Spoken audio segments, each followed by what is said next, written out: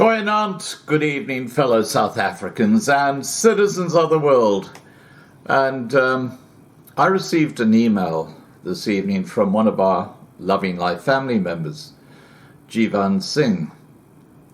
And there's a very important message in this email that I want you to listen to.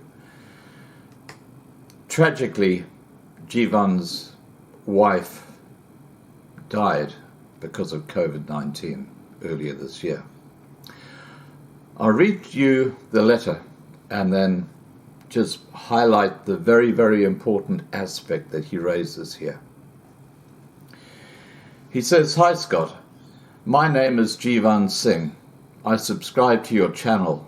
This is going to be lengthy.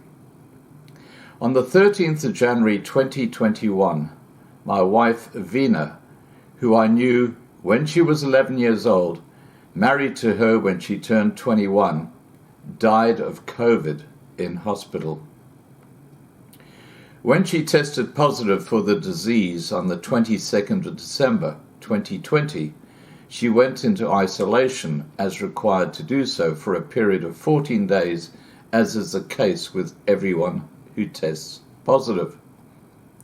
On the 23rd of December 2020, I received a call from my medical aid saying that they will have an oximeter delivered to me for the purpose of monitoring her oxygen." Now, this is the critical aspect of this entire email. "The pharmacy, whose name I won't mention for now, will SMS me to pick it up. I never for a moment realized the importance of the gadget, if I may call it that. My wife, after a few days, started to show signs of recovery and began doing the normal chores at home, a typical housewife duty. I was happy to see the improvement, thinking that the worst is now over. The promised oximeter by my medical aid hadn't arrived. The pharmacy never SMS'd me to pick it up. I nonetheless called my medical aid on the 28th of December to be told I should receive an SMS from the pharmacy to pick it up within 2 days. This never happened. On the night of the 2nd of January 2020, my wife suddenly collapsed. I immediately rushed her to hospital, only to be told her oxygen level had fallen down to 47 due to the virus. The morning of the 3rd of January, I received a call from the hospital through a doctor. His exact words, "Prepare for the worst and let the family know she's a serious case of COVID," stating that in order to try and save her, he will have to administer some type of drugs costing 5,000 rand, which medical aid will not pay.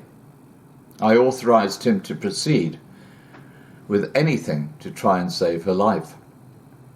The same day, or the next day, I brought this to the attention of my medical aid, who said they would pay for the drugs. The promised oximeter still had not arrived. I sent an email off to them that I will hold them accountable should my wife die. On the 7th of January 2021, a delivery vehicle from the pharmacy arrives with the oximeter. Too late, much too late. Medical aid says I can use it for other members of my family should the need arise. Bad damage control, in my opinion. Take note, the oximeter arrives 16 days from the date of promise by my medical aid, which far exceeds the 14 days quarantine period. My wife finally succumbed to the virus on the 13th of January 2021. I've taken no action against my medical aid because no money in the world can replace my wife. To me and my 2 boys, she was priceless. This is important for your viewers, and I say this with personal experience. If anybody contracts the virus, and if they are in recovery mode or believe the worst is over, think again. My research into why my wife has shown all signs that the worst is over was untrue. There was a dangerous medical term called happy or silent hypoxia, where your oxygen levels are dropping and you are unaware of this. You will feel normal, up and running, until the level of oxygen goes so low you could drop dead or be rushed to hospital and die there, like in the case of my wife. Get that oximeter immediately and monitor yourself even well after you believe you are over with the virus. Trust me on this. When my wife died, my life came to a standstill whilst everything around me was moving. Therefore, my absence on your channels. How did she get the virus? I will tell you. Of the 45 or so people invited to her family's function, 22 of them, that's half of the people there, contracted the virus, which included 2 medical professionals, a virologist and a police officer.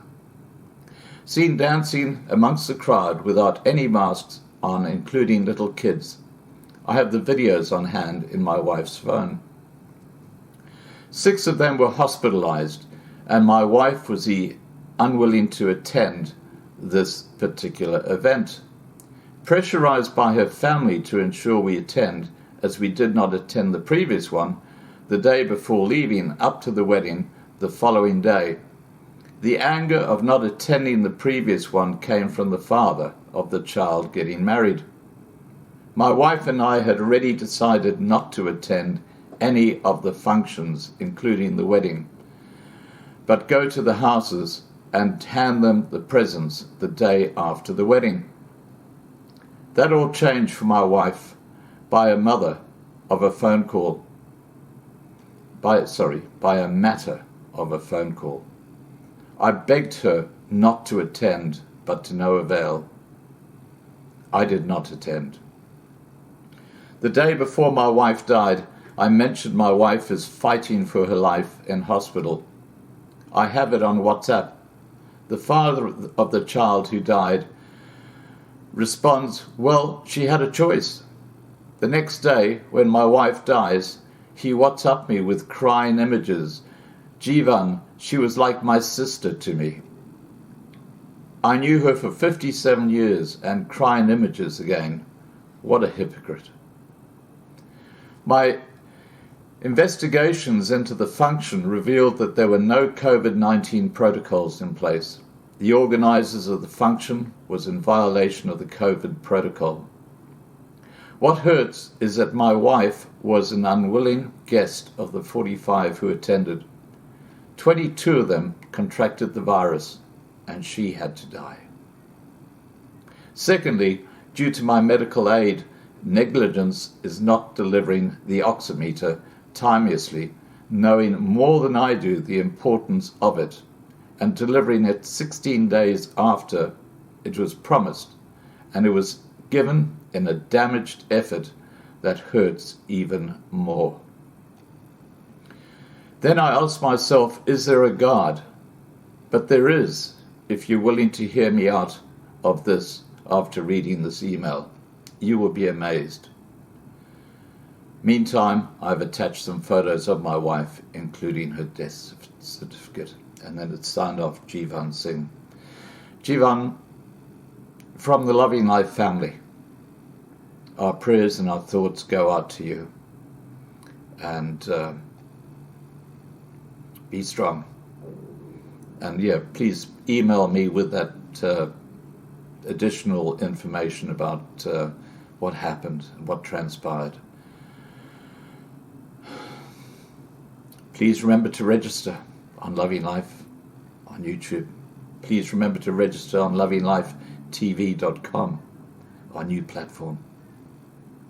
Please share this video. Please warn people about the importance of the oximeter. And above all, please stay safe. Bye for now.